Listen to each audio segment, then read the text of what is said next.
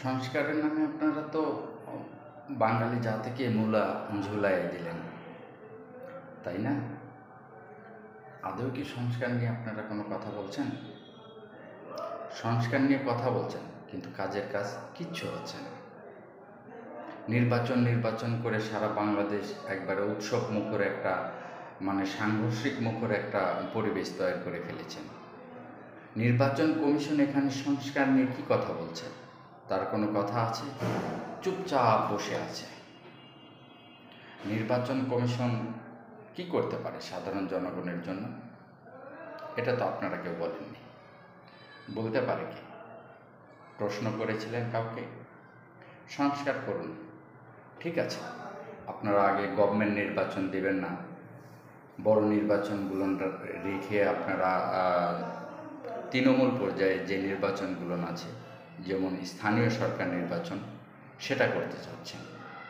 কই, এটার তো কোনো ইনস্ট্রাকশন আপনারা রাষ্ট্রীয়ভাবে দেননি। কেন ভাই? মেম্বার ক্যান্ডিডেট কে হবে, মেম্বার ক্যান্ডিডেটের যোগ্যতা কী, চেয়ারম্যান ক্যান্ডিডেটের যোগ্যতা কী, কীভাবে হবে, আপনারা এক পিআর পদ্ধতি নিয়েই করে আছেন। ঠিক আছে, পিআর পদ্ধতিটা তো আগে বাঙালি জাতিকে বোঝাতে হবে, তাই না? এটা নিয়ে কোনো নোটিশ, প্রজ্ঞাপন, কোনো প্রকারের ক্যাম্পেইন আপনারা কোনো কিছুই করেননি। বাঙালি জাতি তো এটা পিআর পদ্ধতি নিয়ে অবগত নয়। তাহলে নির্বাচনের আগে গিয়ে তো বিভিন্ন ধরনের দ্বিধাদ্বন্দ্বের কথা সৃষ্টি হবেই। আপনারা আগে ক্লিয়ার কনসেপ্টটা জাতির সামনে তুলে ধরুন, তারপর নির্বাচনে আসুন। একটা এমপি ক্যান্ডিডেট দলীয় প্রতীকে নির্বাচন করতে পারবে কিনা সেটাও আপনারা ক্লিয়ার করেননি।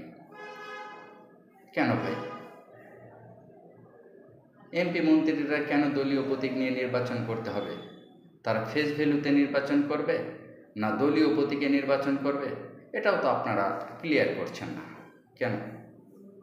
তাহলে কি বাঙালি জাতি ধরেই নেবে যে সংস্কারের নামে আসলে কোনো কিছু হচ্ছে না, এটা ধোয়া ছোঁয়ার বাহিরে অন্ধকারই রয়ে যাবে?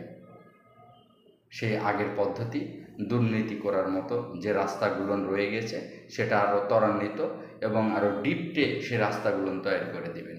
তাহলে কি এটাই ঠিক? বলবেন একটু। আপনারা কেউ কোনো কথা বলছেন না, নিশ্চয় যে যার মতো করে ক্ষমতায় যাতে আপনারা পাকাপোক্তভাবে বসতে পারেন সেটা নিয়ে ব্যস্ত হয়ে গেছে। এটা ঠিক না।